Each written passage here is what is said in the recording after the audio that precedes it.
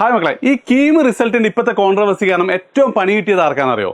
ഈ കീം റിസൾട്ടിൽ മോശമൊന്നുമില്ലാത്തൊരു കോളേജ് കിട്ടുകയാണെങ്കിൽ അവിടെ കയറി ബിടെക് പഠിക്കാം, അല്ലെങ്കിൽ എന്ത് ചെയ്യാം, ജെയ്ക്കോ നീറ്റിനെ റിപ്പീറ്റ് ചെയ്യാൻ കരുതിയിരുന്ന ഒരുപാട് കുട്ടികളുണ്ടായിരുന്നു. അവർക്കാണ് ഏറ്റവും പ്രശ്നമായിട്ടുള്ളത്. കാരണം അവർ അപ്പുറം ഇല്ല ഇപ്പുറം ഇല്ലാത്ത അവസ്ഥയിലാണ്. അപ്പോൾ മക്കളെ, എനിക്ക് നിങ്ങളോട് പറയാനുള്ള ഒരു കാര്യം എന്ന് വെച്ചാൽ, നിങ്ങൾ എന്ത് ചെയ്യണം, റിപ്പീറ്റ് ചെയ്യാം. അതായത് നിങ്ങൾ ഇപ്പോഴത്തെ ഒരു റാങ്ക് വെച്ചിട്ട് നല്ല കോളേജൊന്നും കിട്ടില്ല. അതായത് ടോപ്പ് 5 അല്ലെങ്കിൽ മാക്സിമം ടോപ്പ് 10 അതിൻ്റെ താഴെയുള്ള കോളേജ് നിങ്ങൾ കയറാത്തതാണ് നല്ലത്.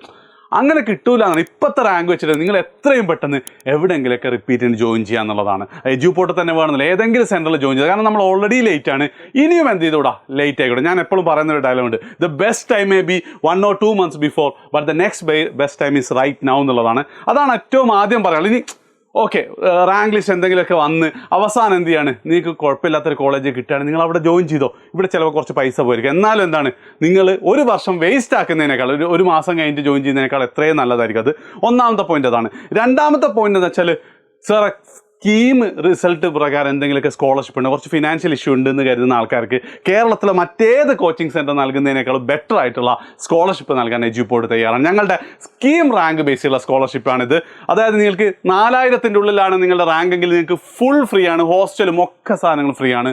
ഇനിയിപ്പം 6000 വരെയാണ് നിങ്ങളുടെ റാങ്കെങ്കിൽ നിങ്ങൾക്ക് ഹോസ്റ്റൽ ഫീ ഉണ്ടാവും. അതിൽ തന്നെ എന്താണ്, ഒരു 2000 rupees നമ്മൾ ഡിഡക്ഷൻ തരും.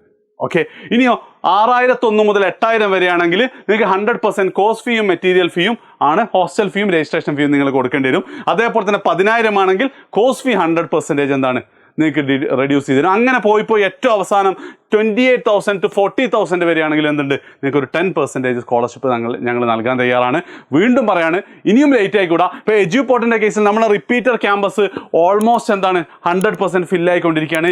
ജൂലൈ 10-നായിരിക്കും നമ്മളെ ലാസ്റ്റ് ബാച്ച്. അതിനുശേഷം എന്താണ്, നമുക്കൊരു ബാച്ച് ഉണ്ടാവില്ല. മറ്റൊരു കാര്യം കൂടെ, ഈ സ്കോളർഷിപ്പ് നിങ്ങൾക്ക് ഓൺലൈനിലും അപ്ലൈ ചെയ്യാൻ സെയിം ഇതായിരിക്കും. എന്ന് മാത്രമല്ല, കീം സ്കോളർഷിപ്പ് ബേസ് ചെയ്ത് നിങ്ങൾക്ക് നീറ്റ് ബാച്ചിലും ജോയിൻ ചെയ്യട്ടോ. കാരണം എന്താ വെച്ചാൽ, ചില റിപ്പീറ്റേഴ്സൊക്കെ സ്കീമിൽ അത്യാവശ്യം സ്കോർ ചെയ്തിട്ടുണ്ടാകും. അവരിനി ഒരു വർഷം കൂടെ റിപ്പീറ്റ് റിപ്പീറ്റ് ചെയ്യുകയാണെങ്കിൽ നീറ്റായിരിക്കും ഉദ്ദേശിക്കുന്നത്. അങ്ങനത്തെ കുട്ടികൾക്കും ഈ സ്കോളർഷിപ്പ് അവൈൽ ചെയ്യാവുന്നതാണ്. സോ കൂടുതൽ ഡീറ്റെയിൽസിനായിട്ട് എന്ത് ചെയ്യാം, ഒന്നുകിൽ ഈ നമ്പറിൽ വിളിക്കാം, അല്ലെങ്കിൽ നിങ്ങളെ ഫോം ഫില്ല് ചെയ്താൽ മതി. Okay, by.